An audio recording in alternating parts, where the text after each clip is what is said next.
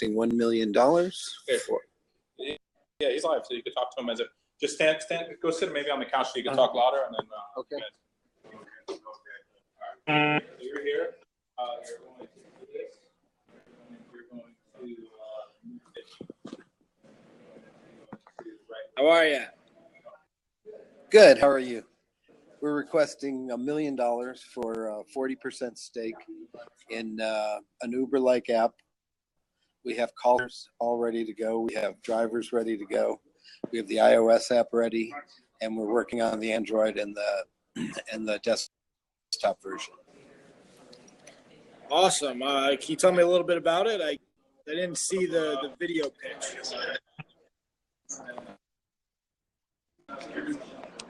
Owners of pickup trucks and vans use our service. They sign up, and then they're like Uber, where they get a request and they accept it, and then they go pick up stuff and deliver it. Very neat. How is that different from TaskRabbit? I'm sorry? What's it called? TaskRabbit? TaskRabbit? I'm not familiar with them. TaskRabbit is odds and ends type of, you hire somebody if you need a couch moved or if you need something like that. They'll go and move your furniture to your new place. As I say, I'm not familiar with them. Are they local here, or? They're pretty fairly new startup. But are they? Okay. I mean, there are 4 or 5 competitors, but most of them are in California, New York, and Chicago, and Texas. Very cool. Very cool. But you said TaskRabbit? TaskRabbit. I don't know much about it. I just somebody mentioned that they were moving their couch with it. One of the things we do is we do background checks like Uber does. We train the drivers how to pack properly, and we supply them with the tarps and the signage and things of that nature, and a 2-wheeler so that they can carry very large stuff easily. Very cool. Do you have any questions? Do you have a website or anything? We do, but it's not ready for public yet. Got it. Because we haven't launched. We probably won't launch for another 6 to 12 weeks. Right. Have you? So the app is on the iOS. Yeah, the iOS app is finished. Interesting. I gotta be honest. I don't love this thing. You don't what? I can't hear you that well. I don't love this thing. Oh, you can't hear? Yeah. Do you want to just come over here? Yes. I don't know what to say about that. That has to do with the app, it sounds like. What am I doing here? I'm sorry? I need help using this thing. Yeah, it isn't the clearest, but usually you probably wouldn't be doing it with 20 people talking in a room. All right. And hard floors. Wait, how do I end it? Probably text it. Oh, that's it. Yeah. All right, that's easier. How you doing? Good. There's me. Yeah. Well, it's just a whole lot of people. So give me the right, because I think I misunderstood. So it's an Uber truck, Uber for truck. Uber does a few things. What they do is they do large trucks, like semis. They do deliveries of food, and this is last mile delivery. For commercial accounts. Okay. In addition, it's for a grandmother or somebody that wants to give a couch or a couple chairs to one of the grandkids. And you don't want to go rent a thing. And first of all, you don't get anybody to help you if you go rent. Second of all, it's going to cost you just as much, plus the hassle of renting the truck, bringing it back, filling it up with gas, and all the rest. It's a big hassle in addition to costing probably the same amount or more. And if you consider your time, then it's ridiculous. Now, how'd you come up with the valuation? Valuation, we've looked at I originally started this business, looked and found there were a couple people doing it already. So I went to them and said, listen, I'm a marketer. Let me use your software and let's partner. They both said yes, but I've also been a consultant. And the problem with them is they're millennials and they don't understand. They understand probably much better than I do the app. Okay. But the business of the business, they're not so good at. And part of it was obviously they didn't know what they didn't know, both companies. And since then, they've done things that we're doing from the start that it took them 2 years to figure out. Improving their call center, getting a desktop version, because companies want a desktop version. They don't really want a 3-inch phone, 5-inch phone. And so that's kind of, also I've been a marketer in very competitive businesses. We used to provide local dial tone for people and, competing with the phone company and a lot of independents. And we grew it. Companies came to us when we were selling it and asked us, how did we get so many accounts so cheaply? Public companies and private companies, because we know how to market. We know how to use metrics. Is there a market? Is there a large enough market for this? Oh my God, it's huge. I mean, and since this is going to bring the price down substantially and the hassle, the market, I believe, will grow substantially as people learn we're available. So now if I'm moving, right. How do I? You can set us up in advance. I can set you up in advance, and you'll just come. Right. Or I can wait. Or you can do it right at the last minute, get somebody in 30, 45 minutes. Right. And you're coming, you'll load up the stuff, move it to the new place, set it back up. Insurance. Exactly. Insurance, it's $1,000 insurance, but they can buy more. So you'll insure up to $1,000. Well, 1,000 is included. Right. Beyond that, they have to buy separate insurance. Makes sense. That'd be one of my concerns. Moving. Absolutely, that was one of our big concerns. That's why we only wanted it to be millions for trucks. I'm sorry. The $1 million is going to be used for. The $1 million is to market, set everything up. We have a whole business plan showing where everything goes. But to finish the software, to test it, to launch. Launch is somewhat expensive. We want to get a lot of publicity, so do it big right out of the box. We have to train the truck drivers and things of that nature. Not train them to drive, but train them to load the way we want. Right.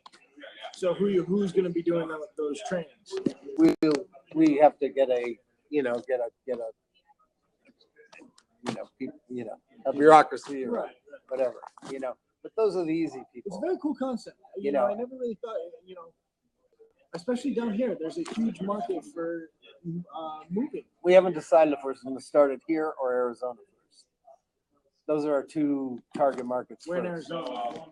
It'd be Phoenix. Phoenix. It's a huge market. They don't have a lot of rain because as I said, I was going to market for these other companies, so they shared a lot with me. Like their sales go like this when it rains or snows, but we're not worried about snow or Phoenix. So the rain is the only one, and it rains a lot less in Phoenix than it does here. And it does, especially in the summer. So our summer would be like a Chicago winter. Right. A little bit. Not as bad. Not as bad. I mean, you'll have those lows from what is it, 2 to 3? But every market, you just have to plan for that. Right. It's very cool. And then there's, you're running through my head how this could. Not only that, but we're a last mile provider. We've talked to Amazon. We've talked to Target. Target said, listen, once you get in 2 to 3 cities, talk to us again. We want somebody just like you to be able to interface with our POS systems online and in the store so we can be with Amazon. Well, that's the one thing. Once we're launched, we have last mile, very efficient delivery. We can go to Amazon because they've talked to us, and we can make money at what they want to pay by divvying up some of the trucks, like a UPS truck almost, just for the last mile delivery. Have you raised any money? We've raised no money because, see, I used to be an investor, and I could never take anyone's money if I didn't know that I could get to market.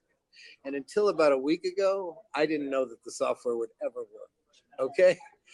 And in the last week, it's come to where not just the functionality, but the skin and everything else is there. It's working. Is it perfect? Probably not. We haven't tested it enough. No, but we're gonna have to make some, adjustments but now I feel comfortable raising money. Right. But until a week ago, I didn't. And so if we can't raise a lot of money, we're gonna probably raise a friends and family and to get us the next month or month and a half while we raise the big amount, a larger amount of money. Do you have a card? I have some people that might be worth it. Oh, really? I have my real estate card, but I don't really have my Speedy on Demand card tonight. I grabbed the wrong ones. Yeah, give me a couple. Awesome. Thank you. But as I say, I've been a consultant. I've run companies. I ran a telephone company that, this isn't so different than the telephone business. We had a lot of truck rolls to fix people's phones and that nature. We're big into customer experience. We had our customer service for our phone company had more positive letters written to us telling us how good our customer service people were than nasty letters, which is I've never had in any company before. But I'm getting better at customer experience. No, this is something that again is foreign to me. I've never. I mean, this could be a unicorn if you It's- do it. yeah, Right. I know that's crazy, but you look at the numbers from one area. It's not one state. Like Florida has like 7 areas that we would go into. Now how? So you're getting you don't own any trucks. That's something we might do. You might Okay, own if we some had the money, we might buy 8 or 10 trucks just to be able to back everything up, so that everybody, like I said, I'm a customer experience guy. Yeah. That might be a great way to enhance the customer experience because they won't know if we screw up. We'll make it invisible. Well, one of the things that makes Uber is they own no cars. Right. And with that, you have if you can find a way to own no trucks, and have enough people participate. See, we're looking at it kind of the opposite way. If we can make it profitable enough, it's real easy to get money to buy trucks. Right. If we can make it profitable enough and have people making triple what Uber is, we might want to own our own truck. Because we could always give all the orders to our trucks first. Right. I mean, we brainstormed this and it could go a lot of different ways. Or maybe we just let everybody own their own trucks forever. But since this is much more profitable, Uber, the average, because I drove Uber to find out and to screw things up, so I saw how they would handle it. Right. And you make about $7-8 a ride on average. Okay, with us, it's like 5 to 10 times that, depending on the market, if not more. Like it's $100 in some markets. Chicago's $85 average. Austin, Texas is $44. As I said, I had these competitors that shared all their information. Right. So I know these numbers are correct. That's crazy. And so I just think if you run this properly, it's something a lot of people want. It's a buddy with a truck, basically, Right. for basically the same price as your buddy, because you're going to fill his tank with gas. And a tank full of gas is probably equal to what we're going to charge you. But you have no hassle. You don't have to bug your friend. No, it's yeah. And you don't have to go get somebody to help unload or load or I want to send something. send like what you specifically. You mentioned I want to send a couch. Okay. Or a friend's house, and I don't need to go with it. No, you don't. You could just order it. It's going to go on your credit card. We also have ways of taking cash and checks, which is proprietary. Uber doesn't take either one of those. But with this, I think it's more important to take it because some people that are moving and stuff may not, may want to save money and go cheap. How do you make money? I'm sorry? How do you make money? How do we make money? We get a percentage of the thing, and we get a convenience fee on every. We get a $9 and change convenience fee on every trip, and we get a percentage. That percentage hasn't been decided. We're looking at the competitors, what they're doing, and when we launch, we'll figure it out. It's between 25 and 40%. So what's stopping me as a driver from saying I'll knock this price down? You just give me cash. That's one of the problems that Uber is saying. People are saying that I'm driving less. Well, for one thing, the people probably want the insurance and other things. If he does it, the insurance doesn't apply. All the guarantees we have don't apply. You know, they're on their own. They might as well go to Craigslist. You know, the only difference is if it's our driver, they know he's been, you know, background checked. It's awesome. I'm glad you like it. It is You're my first pitch. Well, you're now. Awesome. Great. I'm glad you liked it. It's really interesting. And if you have people, I'd love to talk to them. You know, that are more. You know, it'd be better people for you to talk to in terms of. I how understand. deep their pockets are. And the only other person I talked to today was a guy in Colorado who we used to trade together on the exchange, and he now raises money. And he said, "Well, I do have a guy who does kind of an Uber thing. He might be." I told him about it. He said he might be interested. Get me your numbers. So I got him the numbers today. Call me back. So I'll shoot you an email. You give me a little rundown. I can pass it along. sure, Something sort of Sure. like you gave to me, but it's writing. sure. I can give you a deck. Done. Okay, I'll send you the deck. The deck's real easy, and I don't even need a non-disclosure for that. But if you want to get into proprietary stuff, then we'll get an NDA going. Okay. Really nice to meet you guys. Very nice. Hey, nice to meet you, Matt. Yeah, absolutely. Nice to meet you. Very nice to meet Oh, tell me the founders. What did you say before? The founders something. you. Oh,